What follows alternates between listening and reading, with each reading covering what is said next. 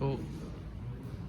Selamat pagi yang terhormat dan teman-teman sekalian. Kami dari kelompok Bumi Putri beranggotakan saya sendiri Duen dan kedua teman saya Erlin dan Angel.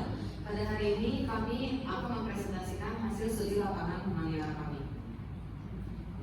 Untuk judul yang kami ambil adalah pandangan masyarakat tentang maraknya isu hashtag kabur aja dulu terkait cinta tanah air. Pembahasan kami hari ini adalah mengenai latar belakang judul kami, lokasi studi lapangan, dan hasil wawancara kami. Alasan mengapa kami mengambil topik ini adalah dikarenakan beberapa tahun terakhir tren kabur aja dulu ini sedang sangat trending sekali di kalangan anak muda Indonesia. Banyak dari mereka yang memilih untuk melakukan studi dan pendidikan pekerjaan di luar negeri, bahkan menetap di luar negeri demi mendapatkan peluang hidup yang lebih baik. Tren ini muncul memicu perdebatan mengenai cinta tanah air. Banyak orang menganggap bahwa keputusan untuk pergi ke luar negeri mencerminkan berkurangnya rasa nasionalisme. Tapi juga ada yang berpendapat bahwa strategi ini sangat berguna untuk mengembangkan diri sebelum kembali berkontribusi bagi negeri kita. Dalam era globalisasi, pemahaman terhadap tren ini menjadi penting untuk menentukan apakah hal tersebut mencerminkan perubahan nilai atau sekadar bentuk adaptasi terhadap tantangan zaman sekarang. Lokasi studi lapangan kami itu ada dua. Yang pertama secara offline di kantor International Global Network dan juga secara online lewat Google Meet. Jadi narasumber pertama kita adalah Nehemia Satya Kamandaka Sutejo. Beliau merupakan seorang event management dari lembaga International Global Network. Berikut hasil wawancara kami. Beliau setuju dengan isu kabur aja dulu, dikarenakan dengan keadaan Indonesia juga, beliau merasa di Indonesia itu tidak ada hal yang bisa dilakukan. Sedangkan kalau di luar negeri itu banyak sekali kesempatan untuk membangun kehidupan yang lebih baik. Fenomena kabur aja dulu ini justru juga bisa meningkatkan rasa cinta tanah air tanpa harus mendukung pemerintahan. Beliau juga merasa banyak orang yang kecewa dengan kondisi politik yang tidak membaik dari satu pemerintahan ke pemerintahan lain. Sebagian orang hanya ikut tren tanpa pemahaman mendalam. Sementara yang benar-benar paham akan isu ini sudah kabur sejak lama, bahkan sebelum trennya ada. Beliau juga mengatakan bahwa dari International Global Network sendiri mengadakan sebuah konferensi bernama Model United Nations untuk melatih pemuda berpikir kritis tentang geopolitik. Program ini melatih peserta untuk memahami berbagai perspektif negara dalam diplomasi.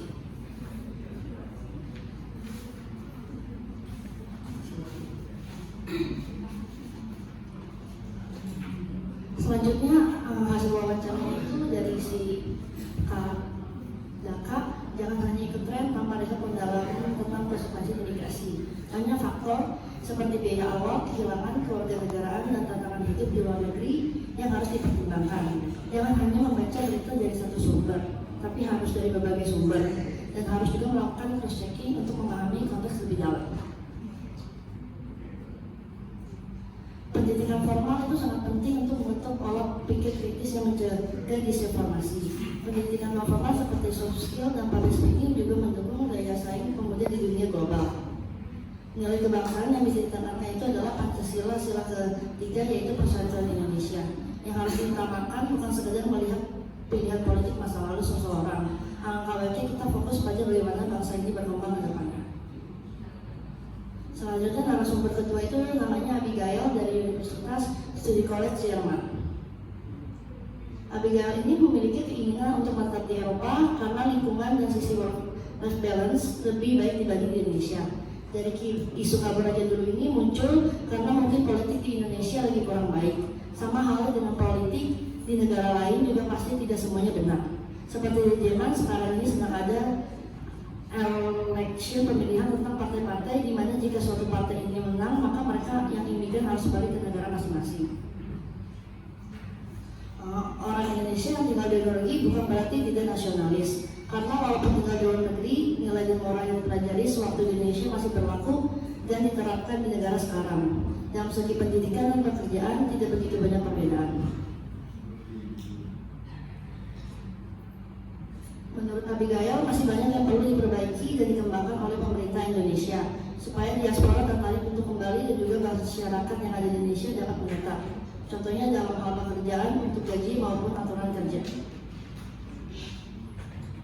Selanjutnya narasumber kedua kami adalah mahasiswa dari Tokyo University Taiwan yang bernama Marisa Sundari. Berdasarkan mahasiswa kami, beliau mengatakan kemungkinan akan menetap dulu di luar negeri untuk mencari pengalaman kerja dan membawa pengalaman itu kembali ke Indonesia. Kemudian menurutnya isu kabur aja dulu ini bisa menjadi peluang bagus untuk beberapa orang. Namun terkadang tidak sebagus itu untuk orang-orang yang kurang memiliki peluang karena akibat dari perpindahan keluar ini pengaruh banget untuk masalah kehidupannya. Kemudian menurutnya tidak semua Indonesia yang keluar negeri berarti tidak nasionalis. Kembali lagi ke persoalan masing-masing. Sejauh ini mahasiswa Indonesia di kampus harus bernasionalista masih bersifat nasionalisme. Kemudian menurutnya sistem pendidikan di Indonesia lebih ketat dan kurang fleksibel, serta aturannya yang masih kurang jelas atau suka berubah-ubah menjadi poin yang dapat diperbaiki atau dimakan lagi. Kemudian ada narasumber kami, mahasiswa dari Tsinghua University Taiwan yang bernama Valencia Winnie. Narasumber kami memiliki keinginan untuk menetap di Taiwan setelah menyelesaikan studinya untuk mencari pengalaman kerja. Karena juga berasal karena menyukai Taiwan karena lingkungannya yang bagus. Kemudian menurutnya beliau setuju dengan isu kolaborasi ini karena dari segi pendidikan lebih maju dan menjamin di luar. Dari segi pekerjaan juga bagus karena sangat taat aturan dan dapat memberikan gaji yang lebih tinggi dibandingkan di Indonesia. Selain itu, sifat masyarakat Taiwan yang sangat menghargai sesama manusia dan menghargai waktu membuat kehidupan sosial dan profesional menjadi lebih nyaman dan produktif. Kemudian menurutnya berpendidikan ke luar negeri dulu berarti tidak nasionalis. Karena pendidikan itu luas banget, bukan hanya di Indonesia saja, tapi kita juga bisa menempuh pendidikan ke luar negeri. Untuk tetap mengembangkan jiwa nasionalismenya, ia bergabung dengan Club Indonesia Student Association yang ada di setiap kampus di Taiwan. Karena klub ini tuh memang perkumpulan mahasiswa Indonesia yang berada di Taiwan. Dalam klub ini biasanya mereka merayakan hari sejarah dari Indonesia. Kemudian menurutnya dalam hal pendidikan tidak boleh ada perbedaan yang signifikan antara di Taiwan dengan Indonesia.